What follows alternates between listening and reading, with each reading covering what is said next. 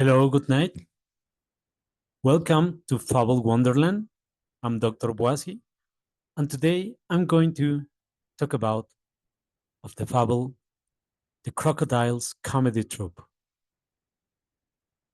A woman, weary from the constant duty of tidying and cleaning her home, fell ill with a heart condition.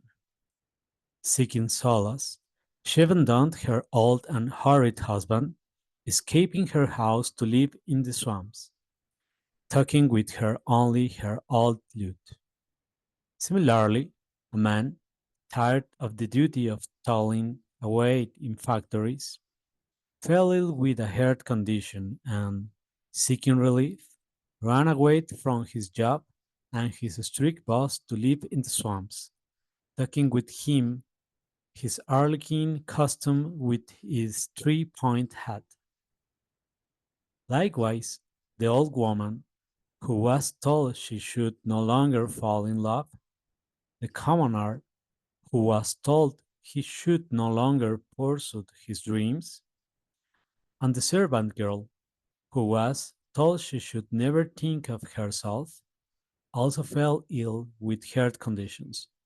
For the same reasons, the old woman escaped to the swamp, taking with her makeup. The commoner also escaped to the swamp, taking with him his accordion. And finally, the servant girl fled to the same place with her little trumpet. As fate would have it, in the moody and humid place, the woman, the man, the old woman, the commoner, and the servant girl met by chance, and when each explained the reasons that had caused their heartache, they consoled each other, since none of them had anything left to do or anywhere to go. They decided to form a theatrical comedy troupe using the objects each had brought with them. Thus, the woman played beautiful pieces of her lute, while the man acted out his characters in his harlequin costume. The old woman, thanks to her makeup, could transform it any character, capturing the attention of all sorts of animals, while the commoner and the servant girl harmonized the show with their music. As the artists presented their works, always to an animal audience, the cathartic power of comedy began to help them, lessening the pain in their hearts until it disappeared completely. One day, the epidermis of their bodies began to turn horny, and multiple overlapping scales sprouted from it. On the top of their heads, a parietal eye originated, allowing them to see what they could not see before. Scaly tails sprouted from their backs, and their mouths stretched, capable of extending to exorbitant size and at fascinating speeds. The troupe of comedic crocodiles began to travel to various places, all of them very swampy, performing the most intelligent and ironic comedies, always mocking the world, the humans who inhabit it, and about all themselves. After each reason, the crocodiles, as if they were snakes, would shed their skin, always renewing the sense of their spirit. Their hearts never fell ill again, for their beat was never again neglected by any of them.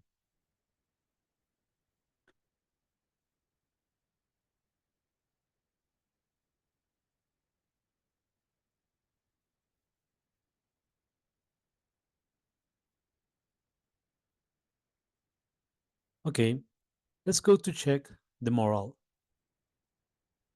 Let's go, okay, let's go to check the four theoretical elements that, from my point of view, are important in this fable.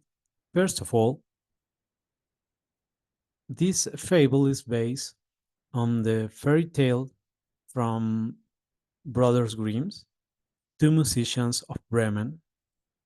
In German, die Bremer Stadtmusikanten.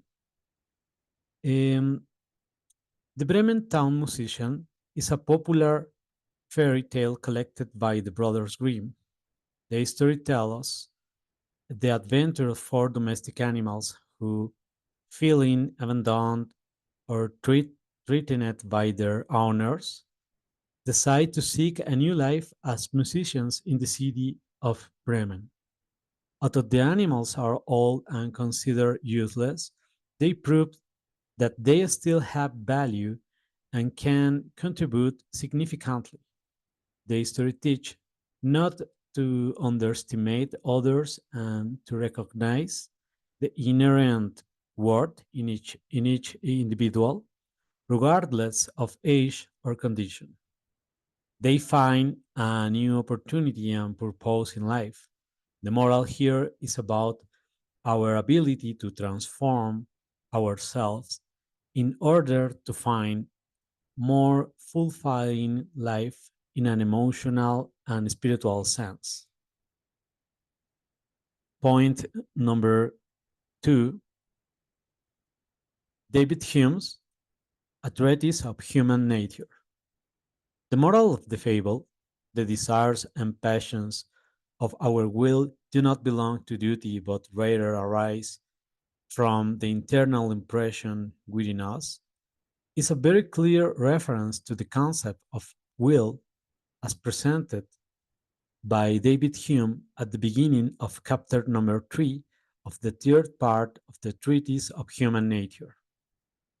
In other words, the will is the internal and conscious experience of attempting to perform an action or initiate a thought.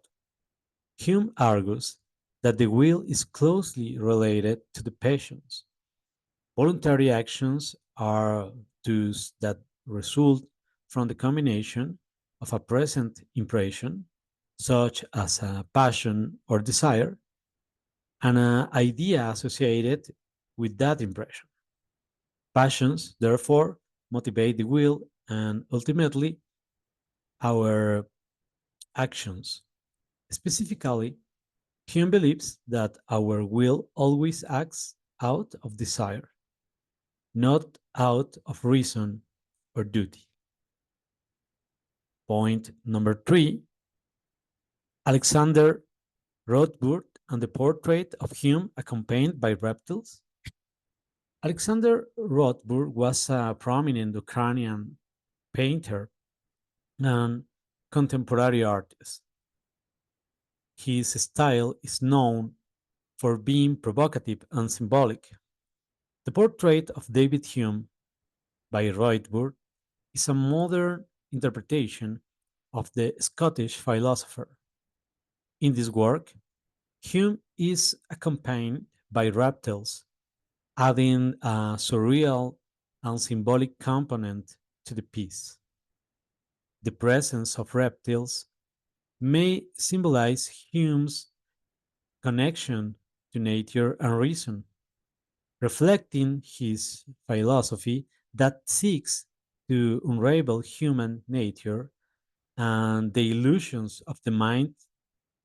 In the fable, undoubtedly just seeks that to show us that happiness and fulfillment require destroying the illusions of the mind and learning to be happy from what we want and from what reality itself is, even if reality is a swamp. Point number four, parietal eye of reptiles, not the case for the crocodile.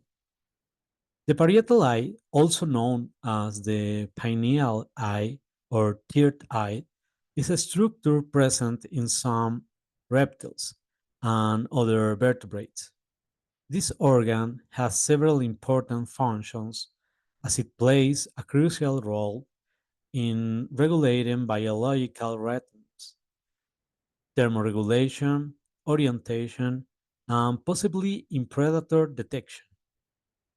They may be contributing to the survival and well being of these animals.